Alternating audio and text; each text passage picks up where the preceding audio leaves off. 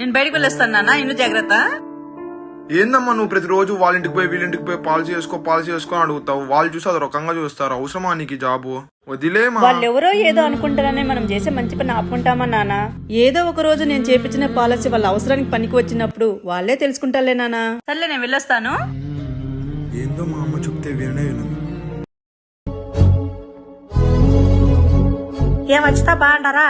బాగున్నామక్క. నీకు విషయం తెలుసునా? ఆ కారణాల్లో కరెంట్ అయిపో చచ్చిపోయినాడంట. అవునా? ఎప్పుడు జరిగింది? 10 రోజులే. పాపం వాళ్ళకిద్దరు చిన్న పిల్లలే. ఎవరు సాయం చేస్తారో ఏం లేదు ఆర్థికంగా. అతను నా దగ్గర ఒక పాలసీ చేశాడక్క. ఇప్పుడు ఆ డబ్బులు ఆ పిల్లల భవిష్యత్తుకు ఉపయోగపడేటట్టన్నా చేస్తాను. సర్లే అక్క, వెళ్ళొస్తాను. ఏదో ఒక రోజు నేను చేపించే పాలసీ వాళ్ళ అవసరానికి పనికి వచ్చినప్పుడు వాళ్ళే తెలుసుకుంటారులేరా. మనం చాలా గ్రేట్ మా. ఎందుకు నాన్న? నువ్వు ఆ రోజు చెప్పిన మాట ఈరోజు ఆ పిల్లలకు మంచి చేస్తుంది కదమ్మా. Please respect life insurance agents. Please do subscribe. మనకు 99% తప్పులు మనం తెలియక చెయ్యమమ్మా, తెలిసే చేస్తాం.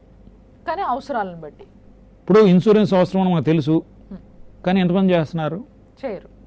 ఎందుకంటే అది డిలేలో ఉంది కదా. కానీ ఒకటి గుర్తుపెట్టుకోండి, నేను సిన్సియర్గా ఉంటానని మాట ఇవ్వగలను, ప్రేమగా ఉంటానని మాట ఇవ్వగలను, కానీ రేపు బతుకుంటానని మాట ఇవ్వగలనా? నో. కానీ ఫైనాన్షియల్ సెక్యూరిటీ ఇవ్వగలనని మాట ఇవ్వగలను.